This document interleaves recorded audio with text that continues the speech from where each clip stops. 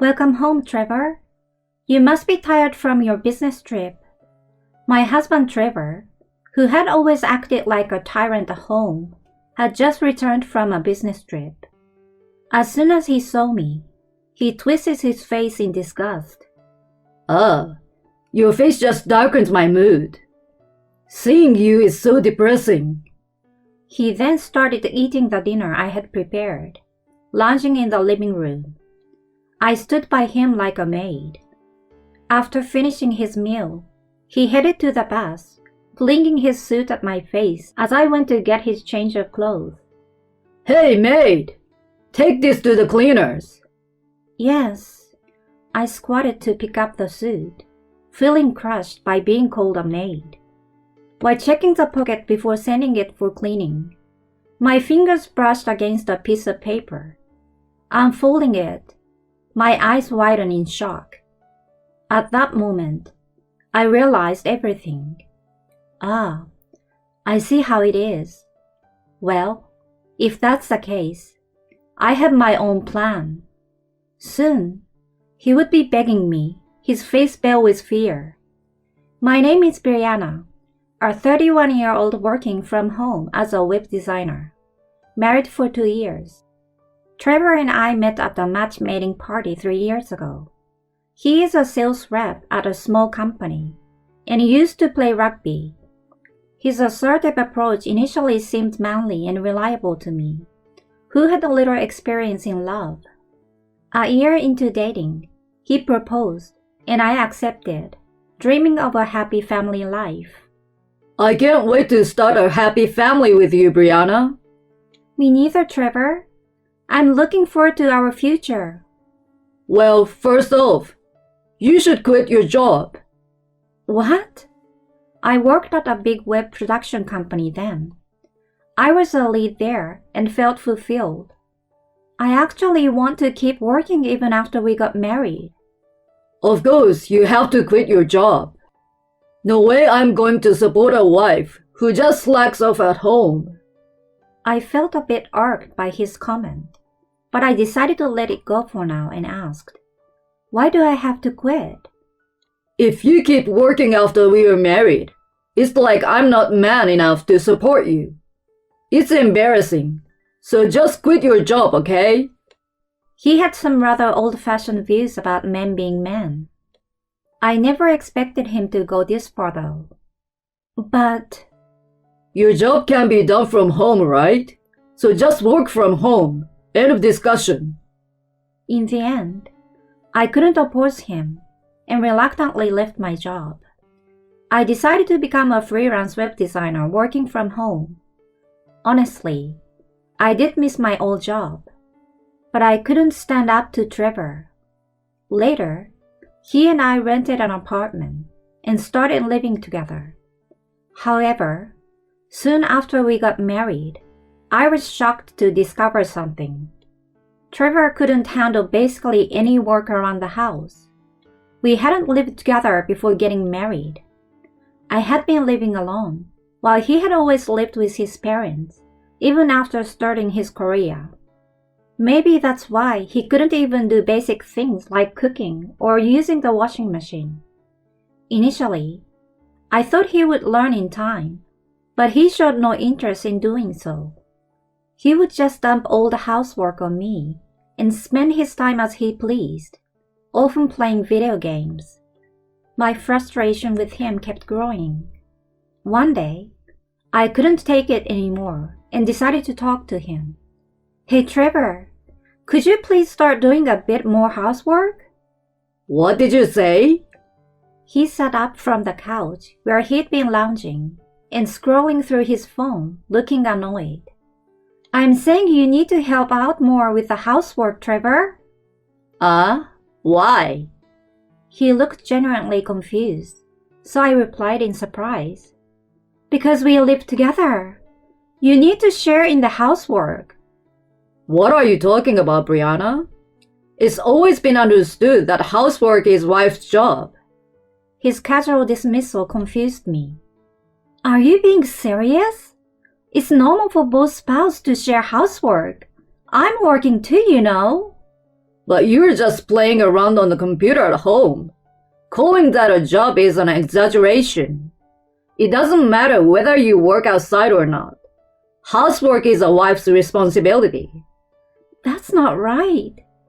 His dependable and manly nature, which I admired, turned out to be just a facade of a domineering husband. No matter what I said, he wouldn't listen. So I ended up doing all the housework. Time passed, and about a year into our marriage, Trevor started coming home late and being away more often, saying he was busy at work. His attitude at home became increasingly arrogant. One night, when he didn't return home even past 11 p.m., I finished the housework and went to bed early. Then, late at night, he came home and woke me up. Hey, Brianna, wake up. What? What's going on, Trevor? I asked, rubbing my eyes, and he yelled at me. How dare you sleep before your husband comes home? You are supposed to greet me with a smile when I return. But I tried to contact you, but you didn't respond, and I have work tomorrow. No excuses. When I come home, you should greet me with a smile, have dinner and a bath ready. You are joking, right? Of course not. Now get up. I'm hungry, so make me some late-night snacks. I looked at the clock. It was past 2 a.m. At this hour? Give me a break. Just make the snack. If you don't listen, we might as well get a divorce. Shocked by his mention of divorce, I got up. Nervously, I made the snack as he instructed.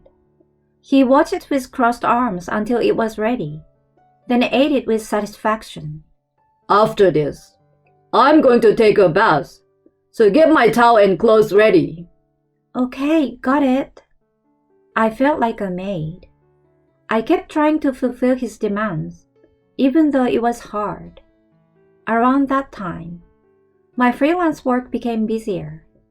Even though I was working from home, I finally had steady clients and was busy with deadlines. The stress of my demanding job, the need to be perfect in housework, and Trevor's tyrannical attitude were overwhelming. Before I knew it, I started suffering from chronic stomach pain. Trevor continued to be absent from home. When he did come home, he was usually drunk and treated me with disdain. There were no more outings or peaceful conversations as a couple. I even started thinking that it would be better if he didn't come home at all.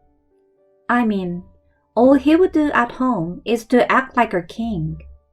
Then one day, I made a small mistake.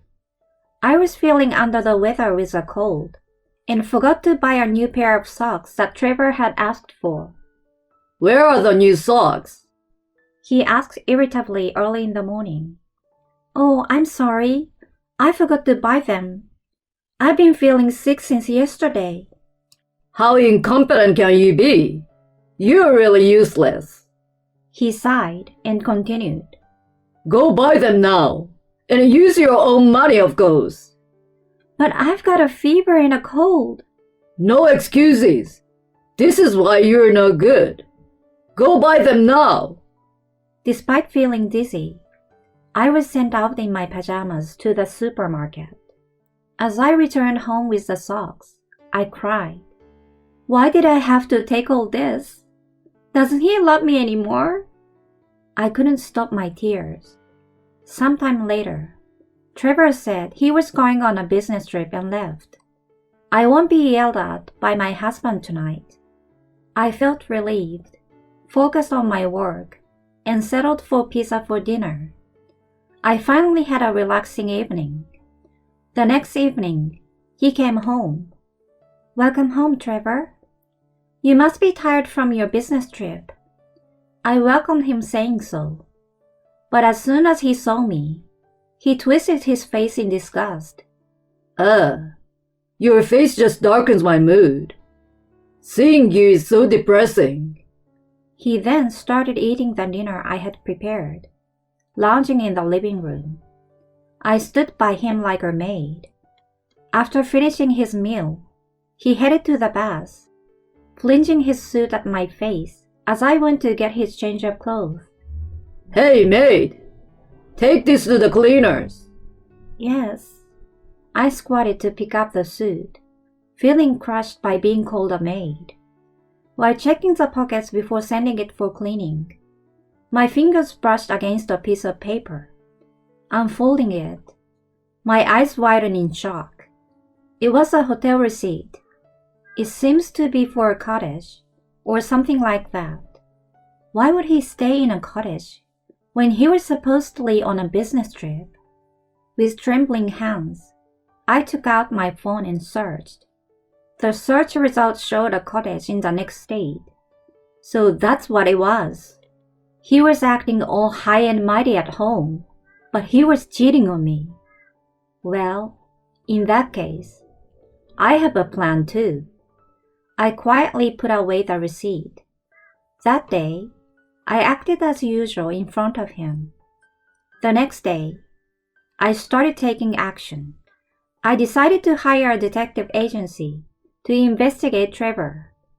I had my own job and couldn't follow him around or do the investigating myself. Plus, I didn't want to slip up and let him catch on. Luckily, I found a detective agency with reasonable prices and female detectives. 2 weeks later, I had all the evidence of his infidelity, like it was nothing. Photos of him entering a motel with a young woman I didn't know, kissing in his car. I couldn't help but pump my fist in victory. By that time, I had no love left for him. I was just happy to have the evidence. The detective agency stopped smiling wryly at me, began to speak. "Ma'am, here's what we found from the investigation." I held my breath as she continued. The next day, after Trevor left for work, I packed my things. I called a moving truck and had them take my stuff to my parents' house. That night, as I relaxed at my parents' home, Trevor called. I ignored his calls, but he called repeatedly, what you would call bombarding me with calls. I just kept ignoring them. The next day, the calls continued, even in the daytime. Finally annoyed, I decided to answer. "Hello?" Hey, where the hell are you? You left without saying a word. I calmly replied to his barrage. "I'm at my parents' house." What? I didn't give you permission to go back there. Your stuff is gone too. What are you planning? Why should I serve someone who called me a maid? I couldn't stand it anymore, so I left. Why are you making a big deal out of this? Come back now and do the housework. He yelled furiously, and I sighed before responding. I'm not coming back to that house. What did you say? I will be waiting at the cafe near your office after work. We can talk there. Bye. I said that, hung up, and smirked. All right, let's do this. I muttered and sent an email to someone. A few hours later, as promised, I waited at the cafe. Trevor arrived furious. What do you mean by not coming home? He blurted out aggressively as he sat down. Like I said on the phone, I can't be your wife anymore. What? Are you planning to divorce me? Yes, that's my intention. As I calmly answered, he was about to yell back, turning red, when suddenly his phone rang. Aren't you going to answer? It might be important. He answered the call with a disgruntled expression, and his face turned pale. After the call, he looked down, covering his mouth wide-eyed. What's wrong? Did they fire you after all? Come again? I stared straight at him as he turned to me. You got fired or demoted for messing with the daughter of a client CEO, huh? I hope they fired your ass. So this is what the detective agency had told me. That Trevor had been cheating with the daughter of a client, hiding the fact he was married. I had all the evidence. Oh, what do you know about that? What's going on? Well, I'm the one who reported it to your company. What? He was shocked, and I smiled while he stammered. Do you realize what you have done? Yes, I'm well aware. I also reported the details to the CEO. He was furious and wanted to see the evidence, so I gave him the photos. You did what? His phone rang again. When I urged him to answer, he did so tremblingly. From the phone, I could hear a young woman crying and yelling. It seemed like the CEO's daughter, his mistress, was losing it on the phone. Trevor, unable to say a word, hung up with a pale face. Poor thing, the other woman. She was just deceived by you. When? When did you find out? He asked, his voice quivering, and I answered calmly. Remember when you called me a maid and threw your suit at my face? There was a receipt for the cottage in that suit pocket. That's why I hired a detective. He was gaping in shock. No, it's not like that. It was just a fling. I never planned to divorce you.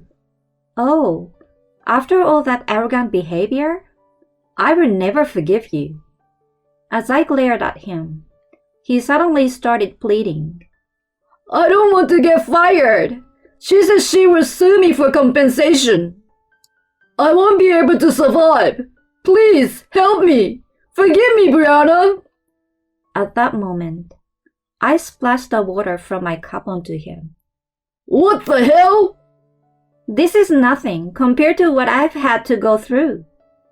I'm divorcing you, and I will be demanding $35,000 in compensation for your affair. Make sure you pay up, you jerk. Go to hell. He turned ashen and panicked. He was muttering, I don't want a divorce. Please help me. I looked at his pathetic state and regretted ever marrying such a man. Shaking off the clinging Trevor, I left the cafe alone. Later, my divorce from him was finalized. With the help of a lawyer, I received $35,000 in compensation for his infidelity right away. I got half of our assets in the settlement. The CEO, the father of his mistress, was furious and ended business with his company. Trevor really got fired from his job. He was also sued by his mistress and forced to pay her compensation. Because of all this, Trevor ended up living in a rundown apartment, buried in debt, and working like a host day and night. I felt no sympathy for him. He got what he deserved. As for me, I used the alimony to move into our new apartment and live comfortably. My career is thriving, and I'm earning more now than when I was single. It's more than enough to live on my own. From now on, I want to take care of myself and carve out a bright future.